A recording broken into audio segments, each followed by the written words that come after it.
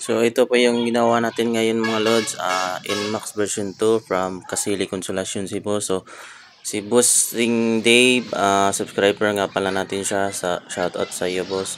So ito po yung ginawa natin, so napakalinis at napakaangas mga boss. So sa gusto mong kapagawa mga boss, nasa Maslog, Danau, Cebu lang po tayo. So kailangan lang po ninyo mag-PM at magpa-schedule sa akin So napakalinis ng wiring natin hanggang dito sa may battery. So ayan, naka-ring terminals at may fuse tayo na nilagay para safety po talaga yung gawa natin. So pasensya na po kayo at hindi ko po ito magawa ng tutorials kasi ginagawa ko po kasi ito ng 5 to 6 hours. So kung gagawan ko siya ng tutorial, so masyadong mahaba yung video. So kaya yung mga montage na lang yung pinapakita ko sa inyo.